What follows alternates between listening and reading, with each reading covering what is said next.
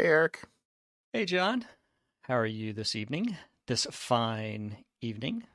I'm doing pretty good. Doing pretty good. Good.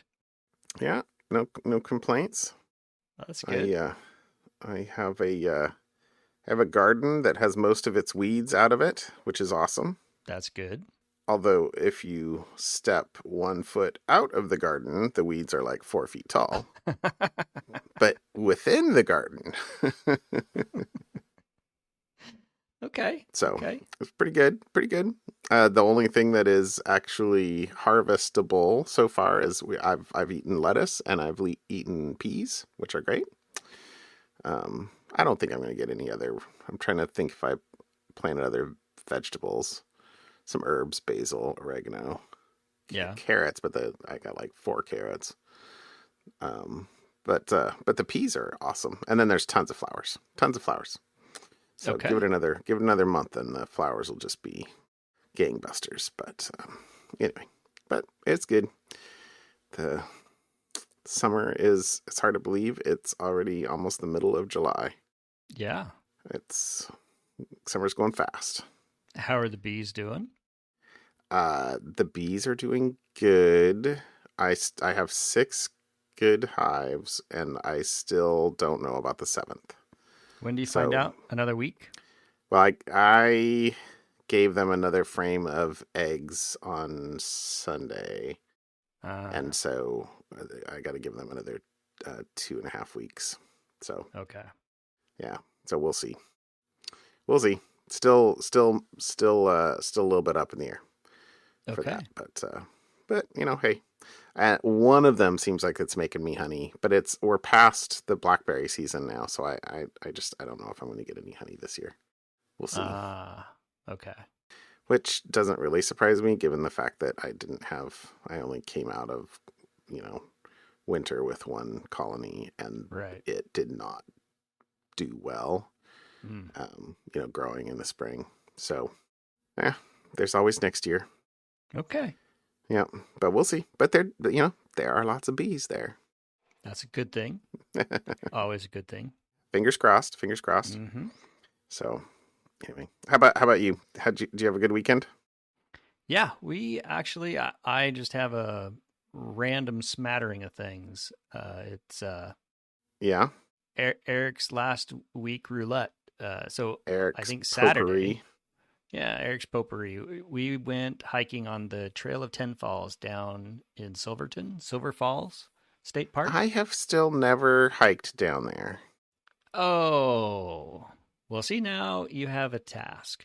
You have an assignment. A task, a mission. Should I Yes, choose to accept it? it is actually very cool because, and we didn't, it's the Trail of Ten Falls, which I think is an 8.7 mile full loop. And then there's a Okay. 5 mile loop that you can cut off three of the falls if you want. Okay. And that's what we actually did because we took the whole family and we hiked down there. We did the 5 mile loop.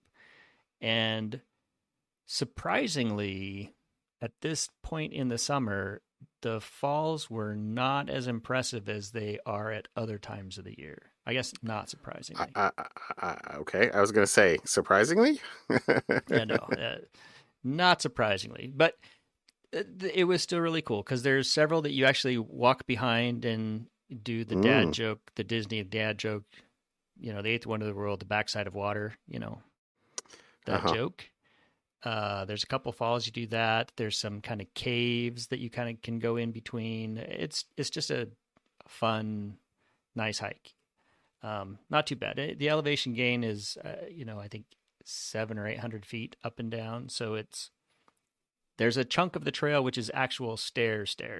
Not So zero, but it's not zero, but it's a very pleasant, and it's undercover most of the trail because yeah. it's been hot. We got down there around 10 o'clock and started hiking when it was still cool.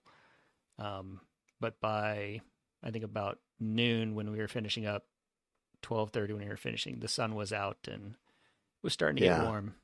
But Yeah, you it hang was a fun. left on 22 out of Salem to get there. Something like that. Heading towards Something Bend. like that. Uh, I Okay, you're like I just followed Google. Google will tell you. Okay, I get it. You go to the Woodburn outlet malls and take a left. Oh, There are multiple ways you to didn't get even go there. all the way. Okay, yeah, no, the last time, or I don't know, whenever that was, a few weeks ago, when my wife and I drove to Bend, um, we passed by a sign that said Silverton Falls or something like that, and Yeah. so so so within the last couple months, it was in our brain presence to say, hey, we really should do that at some point. Yeah. Uh, my wife probably has, to I be recommend honest, it. I but recommend it. I haven't. Yeah. Okay, that's cool. I think my recollection is that they don't allow dogs there, and There yeah. There is a dog place and a non-dog place. uh, There is a okay, yeah. I remember they have trails that are say no dogs on this trail, but dogs are allowed on other trails. And we saw a lot of people with dogs actually. okay. Because I remember it being more of a thing when we lived down closer, but we had three younger dogs at that point, and so we never would have Mm, gone on a hike without dogs. right. Um, anyway, doesn't matter. Okay, that's Okay. beautiful. It really is on my list. I need to do that at some point. Yeah. And That then would be awesome. second random topic. You've been to the Evergreen Air and Space Museum in McMinnville, right? Not for a couple of years, but yeah, absolutely. Especially when the boys were younger, we went Yeah. a number of times. I hadn't been since probably 10 years when the space side of the air, it used to just be the air museum, and then they opened up the space side. Oh, We okay, went right when the space side had opened. okay, That's got to be 10, 12 years since I've been there last. yeah, And what was really kind of cool, which I hadn't seen, is in the space side, they actually have one of the SR-71s, like the yes, fastest planes ever, and you can yes. get close enough to touch it. Because I remember as a kid when that was still in service, uh, we went down as a scout troop to Beale Air Force Base in Northern California, and they had it surrounded by chains and guys with machine guns. And our tour guide, we were like 100 yards away. We couldn't even get close to it. And the tour guide said, "Now I know you scouts might think it would be funny to try to step over that chain. They will shoot you." I'm sure there's some hyperbole in that, but it scared a bunch of, Yeah, 14 to 16 kids. year old kids enough to say, "All right, we won't screw around." Uh-huh. Yep. But so it was kind of cool for me I mean, I got to see one actual in service and take off. Um, and now I could actually go up and get close enough to touch one. That was kind of cool. Oh, that's very cool. That's very So, cool. Yeah, I my father says my uncle used to maintain like that particular mm, one, and that nice. they've asked him to come down and talk at the Evergreen Museum a couple Oh, times, cool. because of that. But I don't know that he has. But yeah, evidently back in the '60s and Yeah, yeah. '70s Hmm. when it was not a known quantity, let's say. Well, I shall foreshadow my something fun because my something fun is my favorite SR-71 story, which I will tell in a little Oh, while. okay, okay. And then All just right, kind of my fun. last, yeah, my last bullet point is I actually went out for my birthday, so this is a couple weeks ago now, and saw Indiana Jones and the Dial of Destiny.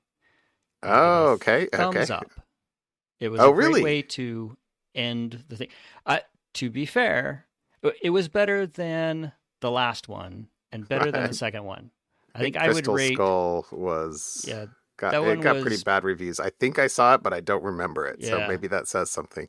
that one's on the bottom of my list. And then the second one is fourth, and then I'll put this one as third, and the original is second, and the third one as my favorite, the first. So, anyways, it was good. It was really it was like a 2.5 hours long, and I Whoa. enjoy movies as much as the next guy, but this was about a half hour or so too long. It kind of drug in the middle. Hmm. So just a heads up, stick it out. Trying to tell the story. excellent payoff at the end. I enjoyed it harkened back and had little, I don't think you call them Easter eggs, but hints at all the other movies, Yeah. phrases or saying something or, a scene or, things like that. So it was good. Lots of, Okay. like I said, Yeah. a nice way to wrap it up. I would totally go see it. I would totally recommend it. If you like the Indiana Jones series at all and are worried about going to see it after the last one, this one's way better than the last one. Okay. So That's that's good to know. That's good to know. I haven't been to the movies for a while. So me and me and a that's bunch because there of haven't been other any Marvel people. movies out. That's true, but even I never even went and saw the latest Ant-Man in theaters, so you know, You've I don't seen it know. since, though, haven't you? Or have I you have not seen that not. at all yet? Quantumania, I haven't. I think it's on Disney Plus. I I That service you pay for that you never use. thank you. Thank you. Thank you. I appreciate that. Yeah. Well, I am taking a long weekend in a couple of weeks, and we're gonna just be out at the beach, and maybe I will just sit and watch some movies or something, because there'll be lots of other teenagers in the house who will probably be watching movies too. So we shall see. We shall see. Sounds like a plan. All right. All right. All right. All All right. right, How so about there's Eric's potpourri for the week. Eric's potpourri? That's great. How about a topic, my friend? How about a topic? All right, so this one, because we've talked about this, I think, at work, but in general, but this is the first article I saw with actual numbers. So this is an article that, or not an article. This is a report by Group IB. It's the Digital Risk Trends 2023 report, and it talks Okay. about phishing and scam threats. And it says that it asserts that there has been a 62% year on year increase in phishing websites and a 304% surge in scam web pages from 2022. Wow. And this is trying to steal personal information from people, scam people into handing over money or other sensitive information or whatever. That's the goal of these sites. And one of the things, some of the other stats here that I thought were interesting, that a brand image and logo was appropriated or misappropriated for use in scam campaigns had increased 162% year over year and 211% in the Asia Pacific region. Wow. So scam resources using the name and likeness of legitimate brands overall is the 304% increase. Financial services, as you might Wow. expect, is the most targeted sector. Sure. 74% of Thanks. scam sites target banks, financial services, followed by lotteries. Apparently lottery websites are a big scam, I guess, Oh, globally. 12%. Oil and gas websites, which seems weird to me, is 5%. And then retail, which makes more sense to me, is only 3%. that So, is totally weird to me. I mean, finance totally makes total sense. yeah, I'm surprised retail is that low low. and that Yeah. gas is that high. Oil and Although, gas. sometimes I'm surprised at talking with people how this is maybe a bad thing to say, how focused people are on gas prices. Mm, Like, yeah. 10 cents in gas will like cause a conversation, and I'm mostly like, really? Like for It's an extra I mean, $3 a week yeah, my wife's car is or 10 2 gallons, so weeks. we're talking about a buck, and Yeah. she fills it once a month. Yeah. I'm now granted, it's a nice, there's plug-in hybrid, Sure. but um, yeah, I'm like, I don't know. Okay, but I'm Yeah. I'm shocked that oil and gas is that. I'm trying to figure out what that would be, other than maybe Yeah. like get you to People get a going coupon to get like an extra 25 cents off a gallon, or something. something. I don't know. Yeah. I don't know. Um, That I haven't seen that personally. Me either. And then the other piece here is that the report claims that the increase in these phishing and scam activity is traced to the growing use of automation and social media in campaigns. And the trend will continue going forward with the use of AI text generators to craft convincing phishing and scam copy, which I think Yep. we've already talked about. We've already seen, Totally. it's instead of being able to look for misspelled words or bad grammar in phishing emails, using these sites kind of cleans that part up. Yeah. And then there's a few other stats in here, but I think was just an interesting reminder. And then just to see actual data around the increase is scams. One of the quotes in here is scams are becoming more automated as the ever increasing number of new tools available to would-be cyber criminals has lowered the barrier of entry.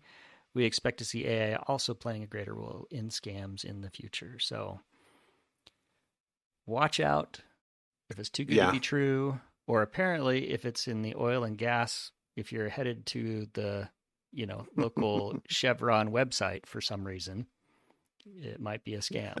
And yeah, banks, obviously. Anyway, so there you Yeah. go. I frequent the Chevron website every day. Nice tongue in cheek. Okay. So there you go. That's my topic for today. No, that's totally true. I don't think there's many times where it's very clear like what is happening and what is going to continue increasing, and this is Yeah. this is a extraordinarily clear sort of moment in time. So Cyber technology is all about never let a good deed go unpunished. exactly right. Exactly right. All right, what'd you bring? Well, my topic is about sort of never let an opportunity to gather data about your users pass. Maybe. So this is a TechCrunch article about Threads. So you mentioned Threads last week, I think. Yeah. And Yep. it has it took off in the App Store at least, and um, but where Threads is not. Yes, I do know where Threads It's is not. it's not hitting the surface of Pern because it's being protected by the dragons. But now Deep cut. that is a deep cut. Okay, so it is not being released in the EU. Why? Because Facebook, or sorry, excuse me, Meta is evidently already in deep water, and they had let's see, it said the legal basis that Meta had claimed for processing Facebook users' personal information, quote, performance of a contract, was found unlawful at the start of this year. So, the notion that they'll be able to release in the EU is very much up in the air because, quote, information provided about the app's privacy via mandatory disclosures required on iOS shows the app may collect highly sensitive information about users, including digital activity, health and financial data, precise location, browsing history, contacts, search history, and other sensitive information. Of course it does. Of course it does, because they're interested in selling you targeted ads. In fact, here's the next quote I pulled out was that it says, additionally, incoming EU regulations ban the use of sensitive data for ads entirely and may require explicit consent for tech giants to combine data for ad profiling. So there's even more digital legal uncertainty looming on the horizon for Meta's people farming business. People farming business. Right? The author has an opinion. Yeah, clearly. actually, I should have noticed who's the author. Oh, Natasha Lomas. I don't Right. I don't recognize her name. Yeah. No, this is certainly not a unbiased article, but I also don't think there's two sides to this story. Anyway, as if that Fair, wasn't like fair. completely obvious. Um, but let's see what else. What else was the thing? Okay, where was I? Oh, people farming. Okay, so it says.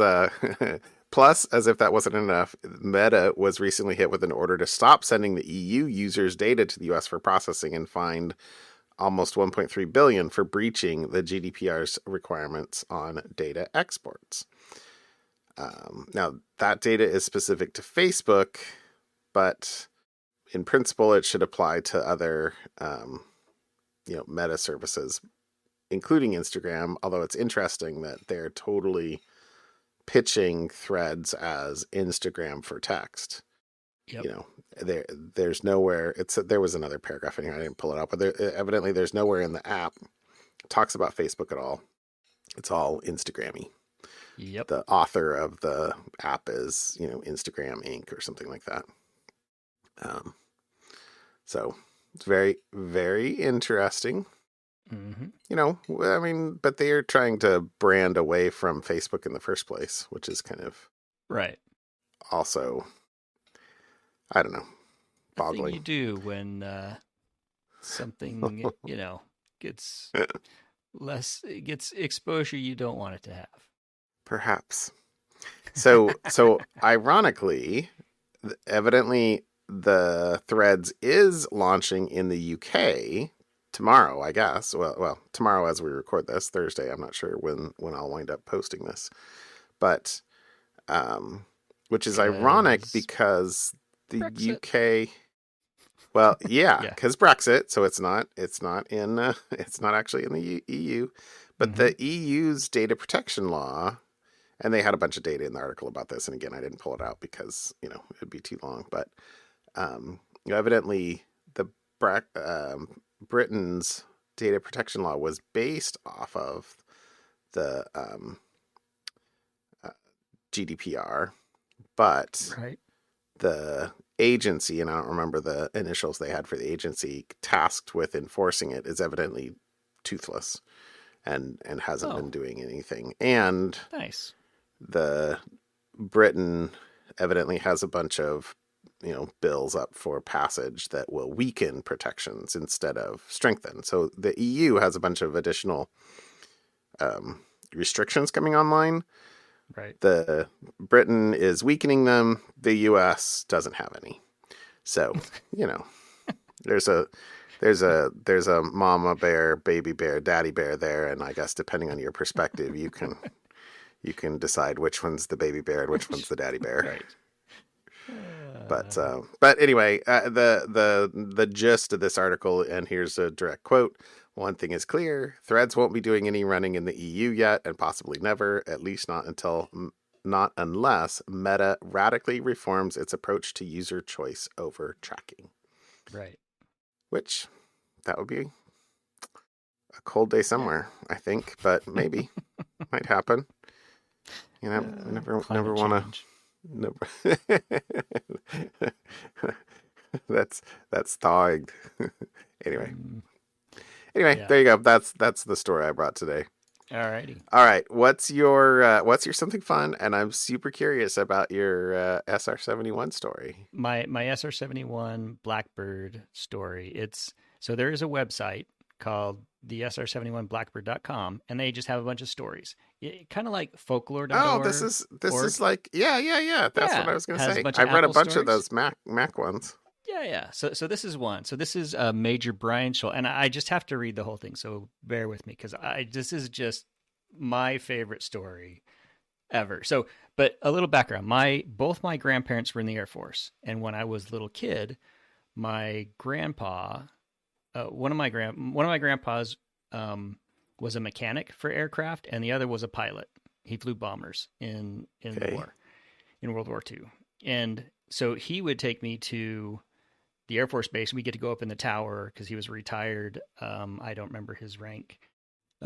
But anyways, so he would give me all the magazines. It was Jane's magazine, was the Air Force magazine, and so I grew up kind of cutting out pictures of airplanes and Air Force on my wall, kind of thing. He is very disappointed. Was very disappointed that I did not go into the Air Force. Okay.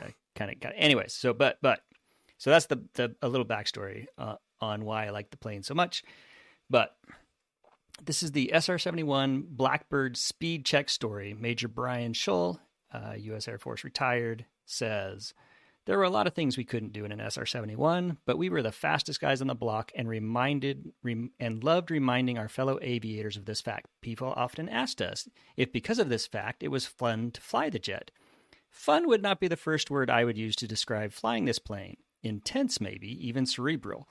But there was one day in our sled experience when we would have to say that it was pure fun to be the fastest guys out there, at least for a moment. It occurred when Walt and I, so this was his co-pilot, were on our flying our final training sortie. We needed 100 hours in the jet to complete our training and attain mission-ready status. Somewhere over Colorado, we had passed the century mark. We had made the turn in Arizona. So this is the super fast plane, right? So we made the turn in Arizona, and the jet was performing flawlessly. My gauges were wired in the front seat, and we were starting to feel pretty good about ourselves, not only because we could soon be flying real missions, but because we had gained a great deal of confidence in the plane in the past 10 months. Ripping across the barren desert 80,000 feet below us, I could already see the coast of California from the Arizona border. I was finally, after many humbling months of simulators and study, ahead of the jet. I was beginning to feel a bit sorry for Walter in the back seat. There he was, with no real good view of the incredible sights before us, tasked with monitoring our 4 different radios. This was good practice for him as we began flying real missions when a priority transmission from headquarters could be vital. It had been difficult, too, for me to relinquish controls of the radios, as during my entire flying career I had controlled my own transmissions. But it was part of the division of duties in this plane, and I had adjusted to it. I still insisted on talking on the radio while we were on the ground, however. Walt was good at many things, but he couldn't match my expertise at sounding smooth on the radios, a skill that had been honed sharply with years in fighter squadrons where the slightest radio miscue was grounds for beheading. I'm sure that's hyperbole. He understood that and allowed me that luxury. Just to get a sense of what Walt had to contend with, I pulled the radio toggle switches and monitored the frequencies along with him. The predominant radio chatter was from Los Angeles Center, far below us, controlling daily air traffic in their sector. While they had us on their scope, albeit briefly, we were in uncontrolled airspace and normally would not talk to them unless we needed to descend into their airspace. We listened to a shaky voice of a lone Cessna pilot asking Center for a readout of his ground speed. Center replied, November Charlie 175, I'm showing you at 90 knots on the ground. Now, the thing to understand about Center controllers was that whether they were talking to a rookie pilot in a Cessna or to Air Force One, they always spoke in the same calm, deep, professional tone that made one feel important. I referred to it as the Houston Center voice. I have always felt that after years of seeing documentaries on this country's space program and listening to the calm and distinct voice of Houston controllers, that all other controllers since then had wanted to sound like that, and that they basically did. And it didn't matter what sector of the country we would be flying in, it was always seemed like the same guy was talking. Over the years, that tone of voice had become somewhat of a comforting sound to pilots everywhere. Conversely, over the years, pilots always wanted to ensure that when transmitting, they sounded like Chuck Yeager or at least John Wayne. Better to die than sound bad on the radios. Just moments after the Cessna's inquiry, a twin Beech piped up on the frequency in a rather superior tone asking for his ground speed. I have you at 125 knots of ground speed. Boy, I thought that Beechcraft must think he really is dazzling his Cessna brethren. Then, out of the blue, a Navy F-18 pilot out of NAS Lemoore, I assume that's Naval Station Lemoore, came up on the frequency. You knew right away that it was a Navy jock because he sounded very cool on the radios. Center, Dusty 52, ground speed check. Before Center could reply, I'm thinking to myself, hey, Dusty 52 has a ground speed indicator in a multi-million-dollar cockpit. Why is he asking Center for a readout? Then I got it. Old Dusty is making sure that every bug smasher from Mount Whitney to the Mojave Desert knows what his true speed is. He's the fastest dude in the valley today, and he just wants everyone to know how much fun he is having in his new Hornet. And the reply, always with that same calm voice, with a more distinct alliteration, with more distinct alliteration than emotion. Dusty 52 Center, we have you at 620 on the ground. And I thought to myself, is this a ripe situation or what? As my hand instinctively reached for the mic button, I had to remind myself that Walt was in control of the radios. Still, I thought, it must be done. In mere seconds, we'll be out of the sector, and the opportunity will be lost, and that Hornet must die, and die now. I thought about all of our sim training and how important it was that we had developed well as a crew, and knew that to jump in on the radios now would destroy the integrity of all we had worked towards becoming, and I was torn. Somewhere, 13 miles above Arizona, there was a pilot screaming inside his space helmet. Then I heard it. A click of the mic button from the back seat. That was the very moment I knew Walter and I had become crew. Very professionally and with no emotion, Walter spoke. Los Angeles Center, Aspen 20. Can you give us a ground speed check? There was no hesitation, and the replay came as if it was an everyday request. Aspen 20, I show you at 1,842 knots across the ground. I think it was the 42 knots that I liked the best. So accurate and proud the center was to deliver that information without hesitation, and you just knew he was smiling. But the precise moment, which I knew Walt and I were going to be really good friends for a long time, was when he keyed his mic once again to say in his most fighter pilot-like voice, center, much thanks, but we're showing closer to 1900 on the money. For a moment, Walter was a god, and we finally heard a little crack in the armor of the Houston Center voice when LA came back and said, Roger that, Aspen. Your equipment is probably more accurate than ours. You boys have a good one. It had lasted for just moments, but in that short, memorable sprint across the Southwest, the Navy had been flamed. All mortal airplanes on that frequency were forced to bow to the king of speed, and more importantly, Walter and I had crossed the threshold of being crew. A fine day's work. We never heard another transmission on that frequency all the way to the coast. Just for one day, it was truly fun being the fastest guys out there. Anyways, I love that story. That's awesome. It is just a fun, SR-71 story. But the website, the SR-71Blackbird.com, has a whole bunch of stories about, the plane and the missions, and, when they would fly, and they would get shot at by the Russians. They didn't have any countermeasures. There was they just outflew the missiles. They were faster than the missiles. It was just an amazing plane. If you don't know anything about the SR-71, fascinating piece of hardware built in the 60s, and nothing even comes close, even today, for speed and everything. So that's awesome. My something fun. And that's a very long-winded story, but I love that story. It's one of my favorites. Okay, I'm gonna have to read a couple more out here. I very much have enjoyed folklore.org. Yeah. And I could see reading a few of these too. That's great. Mm-hmm. All right. Okay. Well, let me go back to notes. So my something fun is nowhere near as cool as yours, but I was trying to think, what fun stuff have I done in the last couple of weeks? And I know that I said last week that I was totally sick on board the fishing boat, and I totally was. And that I wasn't sure I would be able to do it again, and I'm still not sure. But I'm passing from the valley of to the sort of slope of that would be fun already. Do that again. So anyway, my something fun is the fishing charter that we went out on last week, which is Sea Breeze Charters. So it's out of Ilwaco, and this has no relevance to anybody who's not within like a few hundred miles of where we live. But it, I don't remember if I said last week the captain of the boat we were on was the owner of the company, and he of course, my dad was asking him like what he did, and he was like, "Oh, I was in the Yellow Pages back when that was like a thing." Half the audience has no clue what you're talking about. I know. Sorry. Well, back in the day. But so this is basically he's retired. So he retired, but evidently somehow while he was working, because he said that he bought his first boat, one of these boats, like 20 years ago. Mm-hmm. But it was run by a captain and blah blah blah. But then when he retired, he's basically out here running,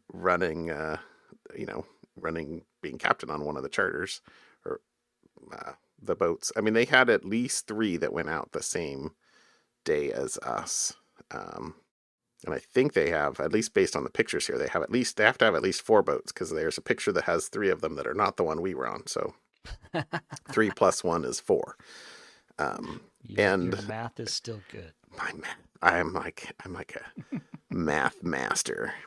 So, but anyway, so it was super fun. The boats were big enough, they were like 45, 50 feet. I think ours was 48 feet.